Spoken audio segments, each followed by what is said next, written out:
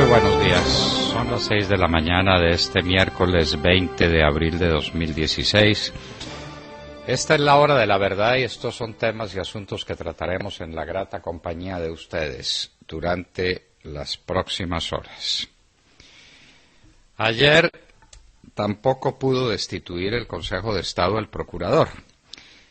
Dicen que es que no les quedó más tiempo sino para la lectura del documento de la señora Araujo, que parece que tampoco es de la señora Araujo, pero que de todas maneras es un documento impotable por donde se lo mire. Claro que si hubieran tenido los 14 votos disponibles hubieran votado ayer, como hubieran votado hace una semana. No salieron con nada. Están viendo a ver qué otro magistrado o cuáles otros magistrados pueden corromper para ofrecerles lo único que sabe hacer este gobierno. Ofrecer puestos, ofrecer contratos, ofrecer dinero, a ver cómo completan los 14 votos que necesitan para destituir al Procurador General de la Nación. Ordóñez gana perdiendo y gana ganando. Si permanece en el cargo es un gran triunfo suyo. Si lo sacan del cargo, sacan a un mártir de la democracia, de la civilidad, de los principios, de los valores que informan la sociedad colombiana. Fue muy complicada la primaria, fueron muy complicadas las primarias en Nueva York el día de ayer martes. Tanto que a estas horas, a comienzos de la mañana, se sabe, al parecer, que ganaron Hillary y Trump, pero no se sabe por cuánto ganaron, ni cuál fue el resultado final del escrutinio. En ambos casos parece que las diferencias son muy estrechas, y parece que las victorias de Trump y de Hillary son victorias de esas con sabor a derrota. De Hillary se dice que habría quedado 52-48 contra el más que mediocre candidato socialista, el señor Sanders. Y de Trump la suerte está muy incierta entre los votos de Paul Casey y los votos del candidato tejano de origen hispano. No se sabe qué va a pasar finalmente. Esperamos que a lo largo de la mañana, cuando estemos con ustedes, ya tengamos resultados definitivos para podérselos comunicar. Santos en la ONU. No hay declaraciones suyas muy explícitas, las declaraciones son de la canciller. Y uno no sabe si admirarse más de la torpeza o del cinismo con las que el gobierno colombiano se viene refiriendo al problema de las drogas. Es que hay que darle a esto un nuevo enfoque, es que el enfoque belicista ha sido un fracaso. Pues claro, si uno lo abandona, pues es un fracaso. El presidente Santos abandonó todas las medidas fundamentales para contrarrestar la siembra, y no solamente la siembra, sino la producción de la pasta de coca y la producción de clorhidrato de cocaína, y luego su transporte hacia los mares y hacia las fronteras. Y el país se llenó de coca, lo dijo muy bien el Procurador General Ordóñez. Colombia está literalmente convertida en un mar de coca, literalmente. Y eso es lo que está pasando. Pero la canciller sale a decir en Washington que hay que darle a la lucha contra las drogas un nuevo enfoque, un enfoque basado en la persona humana, en la educación, en la prevención. Y uno diría, debe estar obrando no solamente con conocimiento de causa, sino con autoridad moral. Esto debe ser lo que están haciendo en Colombia. En Colombia estamos llenos de cocaína y llenos de consumo. El consumo ha aumentado de 8 a 12%. Estamos hablando de un 50% de aumento en la cocaína. El consumo en los colegios y en las universidades es sencillamente dramático. La proliferación de las ollas o de los centros de distribución de lo que llaman el microtráfico son cada vez mayores y cada vez aparecen en más lugares del país. Este país se convirtió en un mar de coca. Pero vamos a pontificar en Nueva York a decir que es necesario un nuevo enfoque, simplemente para justificar un fracaso y para explicar lo inexplicable, que estamos negociando con el mayor cartel de drogas del mundo. Ese es el negocio que trae Juan Manuel Santos con unos bandidos. Es como si en su momento se hubiera negociado con Pablo Escobar, bueno, que se negoció con él la cárcel de la Catedral y algunas atingencias, como dirían los italianos. Pero este negocio de hacer una paz y de convenir con ellos una nueva constitución y una nueva estructura política, esto no se ha hecho nunca en el mundo. El gobierno negociando con la mafia. Eso es como si el de los Estados Unidos hubiera negociado con Al Capone. Más o menos lo mismo. El dólar cae en picada. Está a 2.900 pesos y viene de 3.400 pesos. El ministro de Hacienda sale y dice que es una revaluación muy saludable. Queremos preguntar quién la produjo, porque es que este es un problema de oferta y demanda. Los analistas hablan de cuentos y dicen que las perspectivas y que el petróleo y que no sé cuántas historias. Esto es un problema de oferta y demanda. ¿De dónde aparecieron tantos dólares en el mercado? ¿De dónde? Esa es la pregunta que nos tenemos que hacer. ¿Es la plata de Isagen? ¿Es que el Banco de la República está interviniendo muy duro para bajar el tipo de cambio y para producir un efecto sobre el valor de las importaciones que Colombia hace, especialmente las vergonzosas importaciones de alimentos? ¿Será eso lo que nos está pasando? Germán Arce, nuevo ministro de Minas. Uno dice, pues, ¿quién es esta persona? Y pues la verdad es que puede decir muy poco, porque es un desconocido. Es una persona que todo el mundo ignora, y el único que la conoce es el ministro Cárdenas Santamaría, a quien parece que Santos le consultó ese nombramiento. De manera que el cargo más importante, más delicado, más decisivo en el momento que vive la nación, cuando se acabaron todas las fuentes de producción de energía y estamos en una situación crítica, para eso consiguen a un perfecto desconocido. Esa pues es la historia. Alan Jara, una persona harto controvertida, como lo dijo ayer la señora Clara Rojas, que le parecía un nombramiento gravísimo el que se había hecho, precisamente por las circunstancias en las que vive Alan Jara, fue pasado a la unidad de víctimas, donde estaba Paula Gaviria, la nieta de Belisario Betancur. Entonces, pues como no se podía dejar a Belisario sin empleo, a través de su nieta, a ella la pasaron para una cosa de derechos humanos, pues que nadie sabe ni quién es ni para qué es, tampoco de la unidad de víctimas, porque allá no hizo la niña nada de provecho. Esos son los nuevos nombramientos, y en eso quedó la crisis ministerial, que se produjo cuando el antiguo ministro de Minas tuvo que renunciar en el momento en que quedaron en evidencia sus contratos con el Estado, porque ya no eran suyos, sino que eran de su señora, de su cuñada y de su concuñado. Un escándalo moral de esas dimensiones no podía mantenerse, se le pidió la renuncia y estuvo encargada una de las asesoras de Palacio más conspicuas y más aguerridas, solo que de la materia no tenía la menor idea.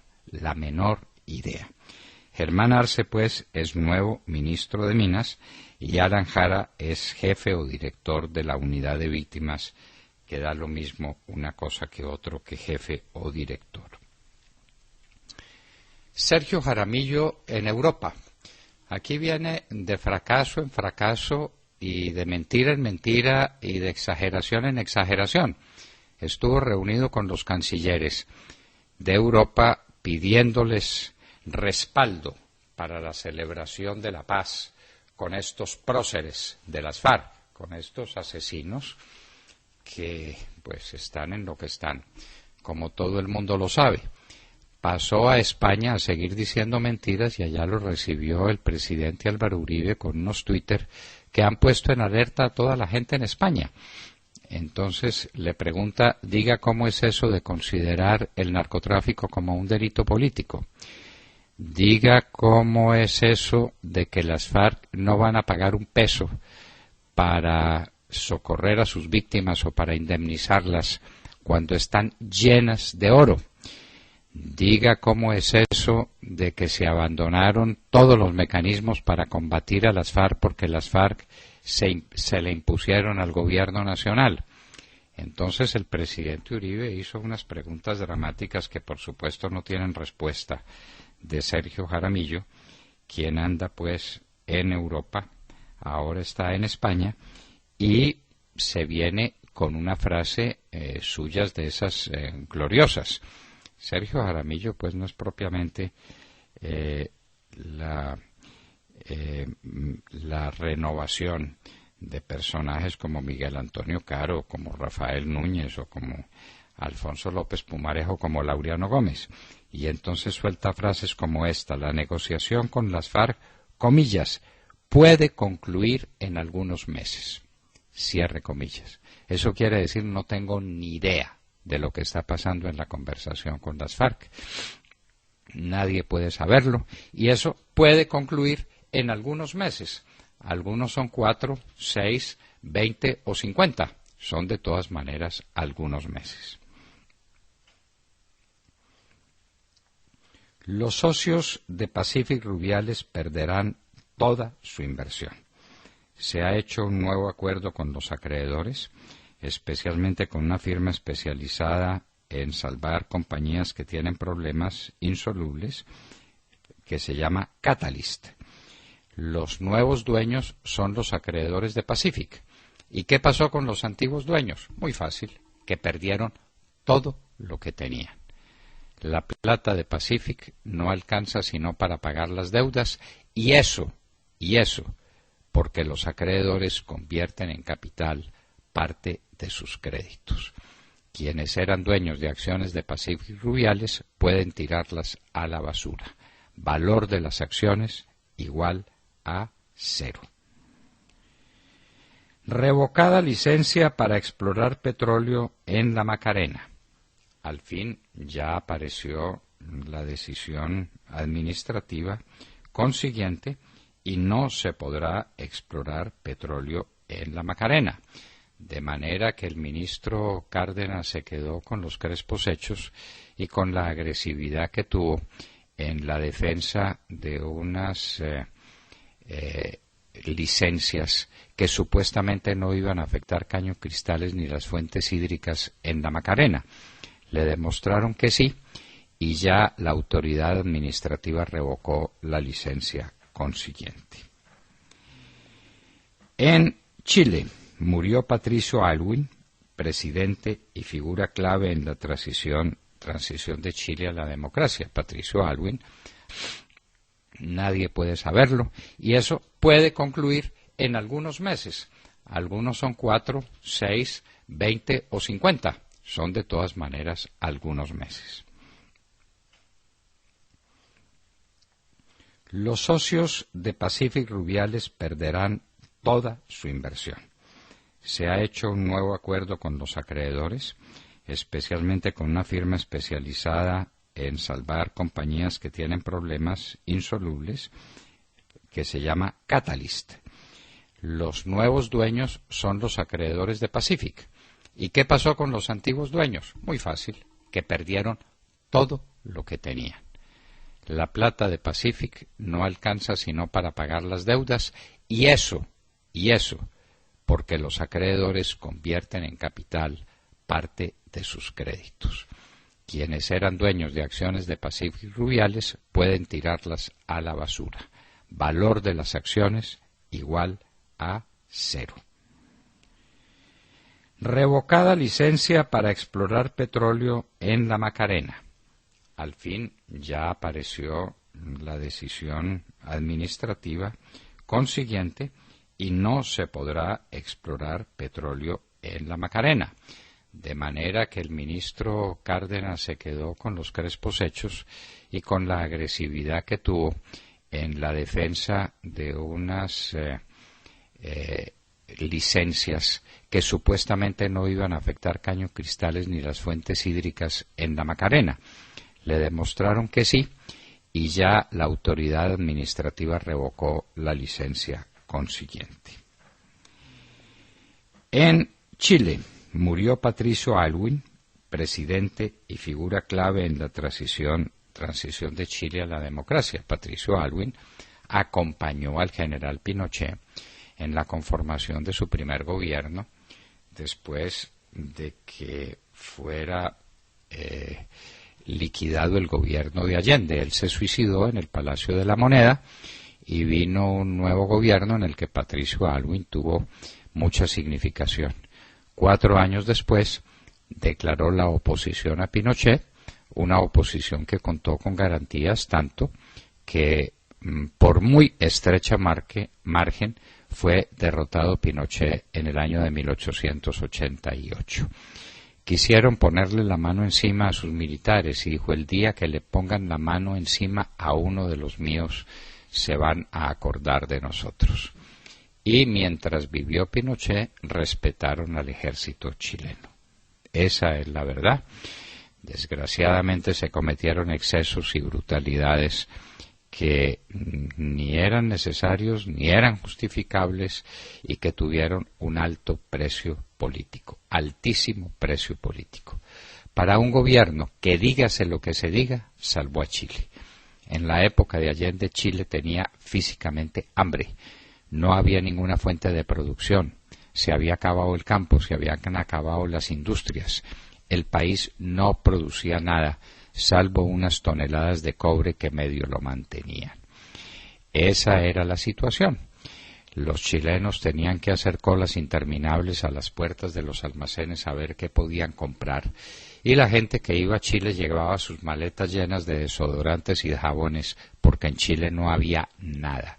De ahí, con una política económica liberal, traída por los que se llamaron los Chicago Boys, discípulos de Milton Friedman en la Universidad de Chicago, el país se convirtió en el más desarrollado de América. Chile lo es, lo sigue siendo, a pesar de los gobiernos socialistas que han hecho todo lo posible por acabar con la economía liberal chilena. Patricio Aylwin fue un elemento definitivo en la política chilena, un hombre bien, un hombre austero, un hombre sólido jurídicamente, un buen administrativista y, como él lo decía, un patriota. La crisis del hospital de Kennedy en Bogotá.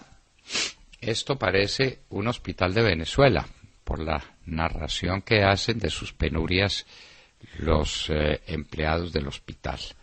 No hay nada, no hay suturas, no hay siquiera acetaminofén para darle a los pacientes, no hay nada en el hospital de Kennedy. Pero aquí no hay crisis en la salud. ¿Quién iba a decirlo? En absoluto.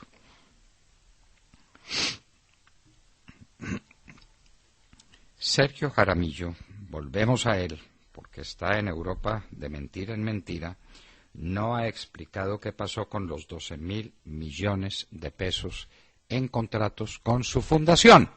Él tiene una fundación, quien lo creyera, pero no contrata personalmente, sino que tiene su fundación. Y esa fundación es una gran contratista del Estado. 12.000 millones de pesos en contratos.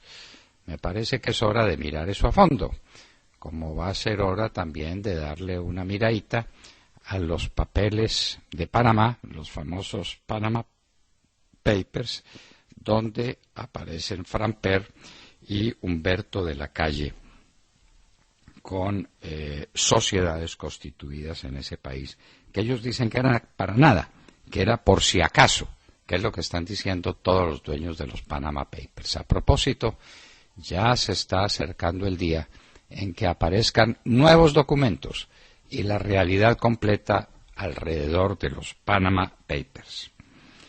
En Cuba, fue reelegido Raúl Castro como jefe del gobierno.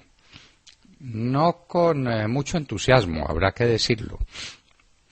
Lo reeligieron para que él sea el que dirija la transición hacia una forma distinta del comunismo cubano, habida cuenta de las relaciones con los Estados Unidos. Comunismo cubano que tendrá que dejar de ser comunismo para poderse entender con los Estados Unidos en el campo de las inversiones, en el campo del desarrollo sostenible sobre la base del trabajo de la gente. Entonces, ¿cómo va a ser esa transición y cómo la va a hacer Raúl Castro? Fidel Castro se presentó en la convención del Partido Comunista y habló ya francamente de su muerte próxima, pero dirá que las ideas de los comunistas cubanos permanecerán por los siglos de los siglos. ¿Cómo no? Muerto por Estados Unidos el segundo del Estado Islámico, Mustafa al-Kadhuli. Por supuesto, había estado en la cárcel y lo habían liberado. Estas circunstancias hay que mirarlas en la política de Obama. Él asumió unos compromisos, los está cumpliendo, liberar a estos bandidos que sistemáticamente vuelven a aparecer al mando de los grupos terroristas.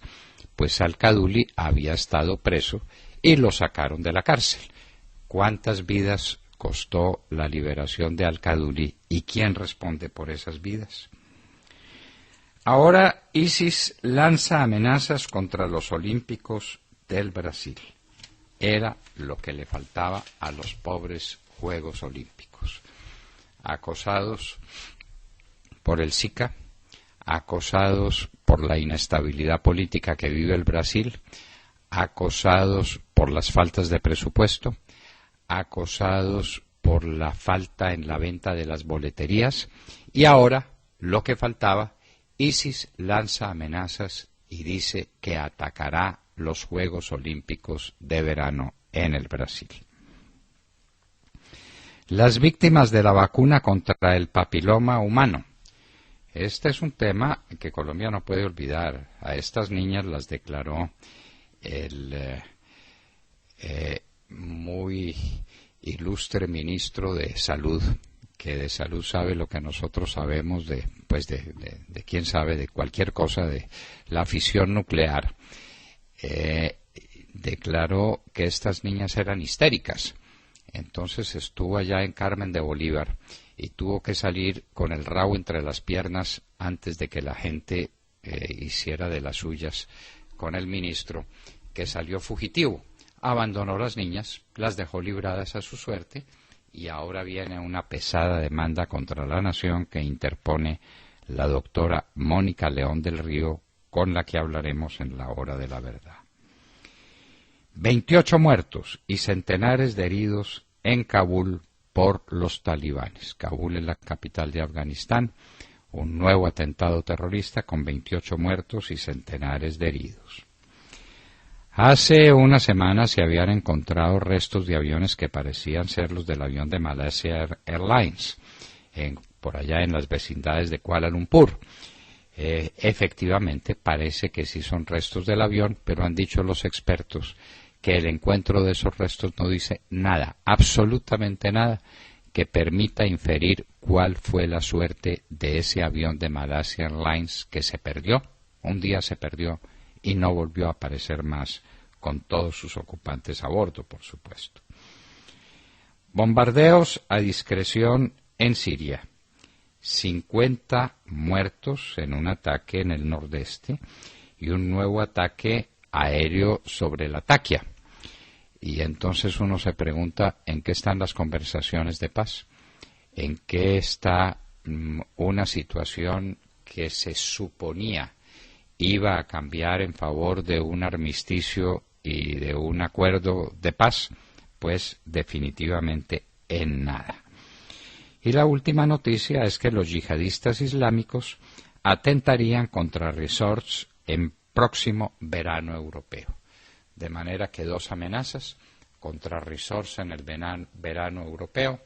La gente, mientras se broncea, estará mirando a su alrededor cuando aparecerá un tipo para ponerles bombas. Y en los Juegos Olímpicos de verano en Río de Janeiro. Bueno, eso no es verano en Río de Janeiro, sino que es el invierno en Río de Janeiro, porque estamos hablando del Cono Sur.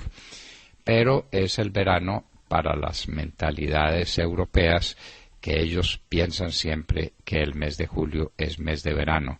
No lo es en Río de Janeiro, es el mes de invierno, es el mes donde la temperatura es más llevadera en Río de Janeiro. ¿Qué va a pasar entonces con estas amenazas del Estado Islámico, tanto a los resorts como a los juegos de verano? Y hoy en la historia recordaremos a dos personajes centrales en el campo del pensamiento y de la literatura universales: Miguel de Cervantes Saavedra y William Shakespeare. Se pusieron cita para morir el mismo año, hace exactamente 400 años, lo que significaron Miguel de Cervantes y William Shakespeare y lo que siguen significando en la cultura universal. De todo esto y de mucho más hablaremos con ustedes en las próximas horas en la Hora de la Verdad. Pero hablemos qué les parece del negocio de las FARC. Hablemos de la droga. El anuncio del gobierno de que volverán a fumigar los cultivos de coca, pero manualmente, pues nos ha sorprendido a más de uno.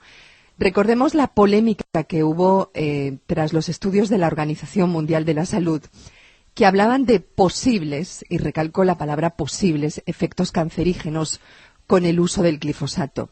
A pesar de que la Organización Mundial de la Salud hablaba de una probabilidad y no de una certeza absoluta, por supuesto, el Ministerio de Salud, en concreto el Ministro de Salud en Colombia, recomendó suspender el uso de este herbicida, que vale la pena recordar, no solo se usa en la erradicación de drogas, sino que es un elemento muy usado en el campo. Tengo entendido que hasta para la maleza, o sea, se usa muchísimo en todo el mundo. Lo cierto es que el gobierno decidió entonces suspender las fumigaciones con glifosato y los cultivos de coca se triplicaron en el país a la velocidad del sonido. Lo dijo la ONU, lo dijo el Departamento de Estado de Estados Unidos y lo dijo Antinarcóticos, cuyo director, Ángel Mendoza, salió a reconocer que debido a la suspensión aérea con glifosato se incrementaron los cultivos ilícitos. Esto no es que lo diga la Hora de la Verdad, lo dicen todos estos organismos. Un dato que conoce el mundo entero, incluida la ONU, en donde en estos momentos se celebra precisamente la Asamblea General sobre el problema mundial de las drogas y en donde los mandatarios llegan cargados de la típica retórica de la prevención, que no funciona de la manera en la que se ha combatido, que lo que hay que hacer es prevenir.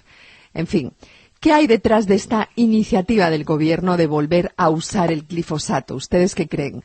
¿Por qué, si para el gobierno el glifosato es cancerígeno por aspersión aérea, por qué no lo es por aspersión manual? A mí me parece que ellos dicen que no es lo mismo, pero a mí me parece que es igual.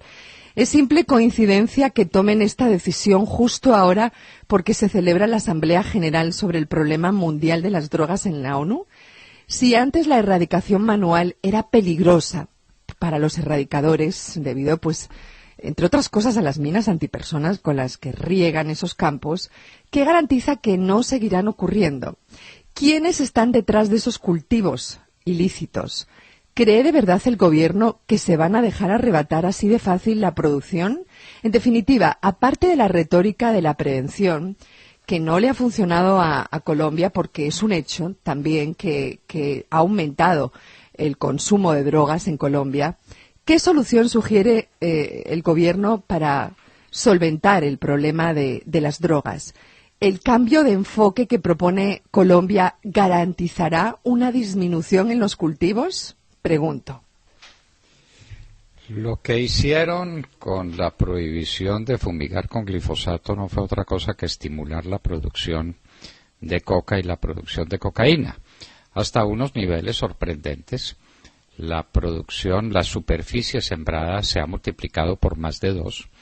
Esto ha llevado a los bandidos a instalar siembras de coca en los parques naturales, en sitios estratégicos, al pie de las fuentes de los ríos.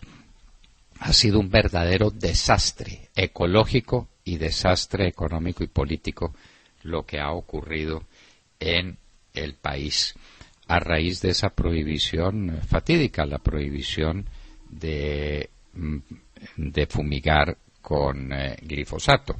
Ahora, la fumigación manual es peor, Montserrat. En la fumigación aérea, el piloto está muy lejos.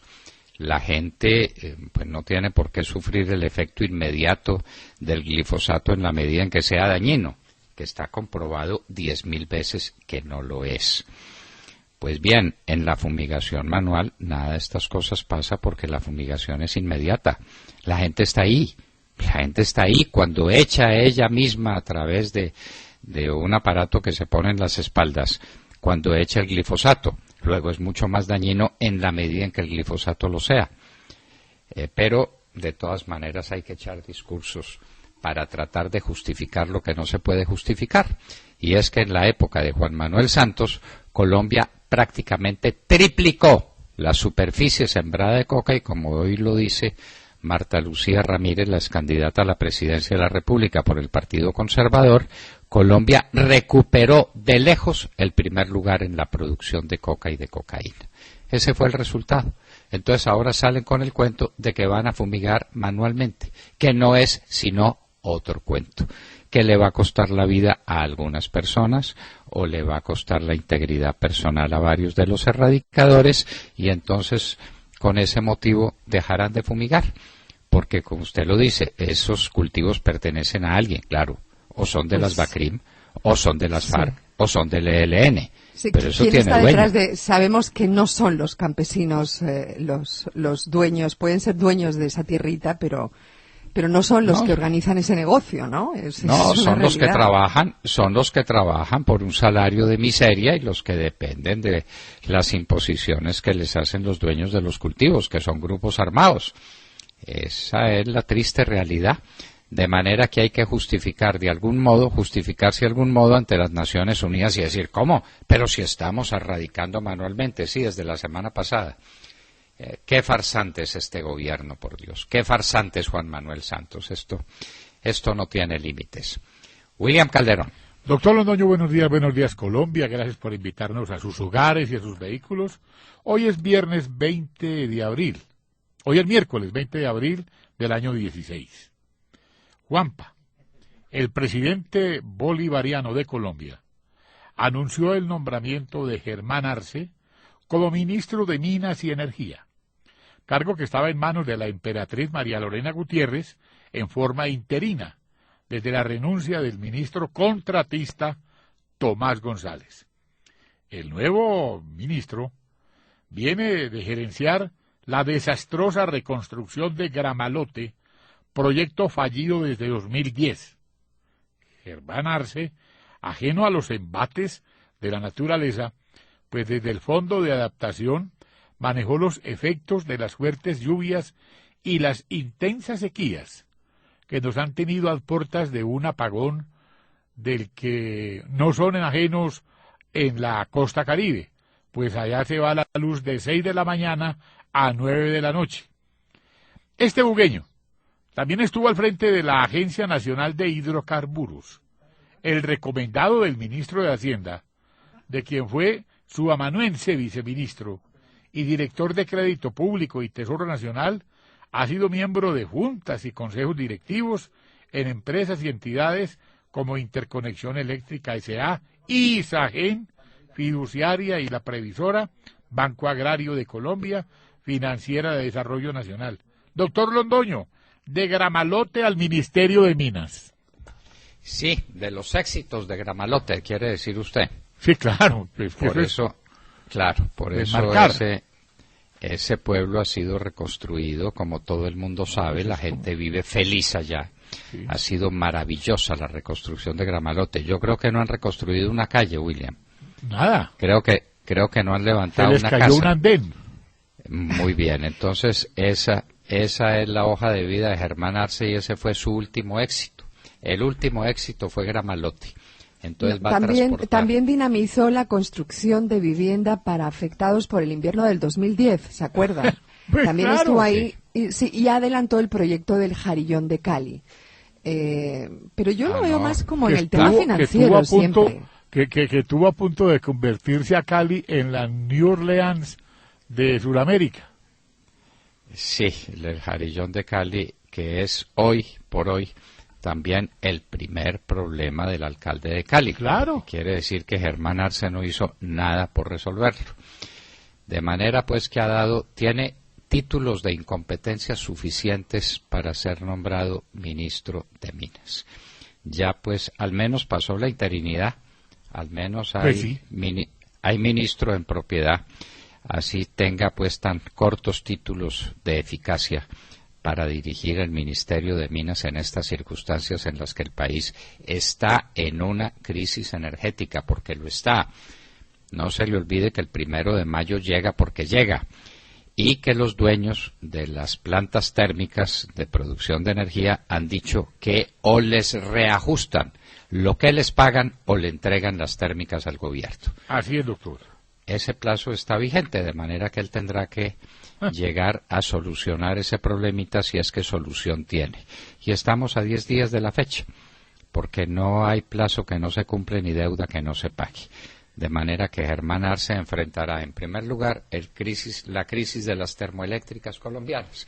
Ya ha llovido en el país, ha mejorado los caudales de los ríos, ha mejorado la generación eléctrica, puede mejorar sobre la base de las hidroeléctricas, pero de todas maneras el país tiene que mirar su parque de generación térmica, que es un parque fundamental para cualquier eventualidad que se presente como medida de respaldo y por lo que los colombianos pagamos miles de millones de dólares en los últimos años.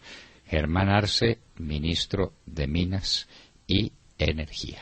Y en un minuto estaremos con el que fuera candidato a la vicepresidencia de la República en una elección que ganaron Óscar Iván Zuluaga y Carlos Holmes Trujillo, pero en un escrutinio que perdieron.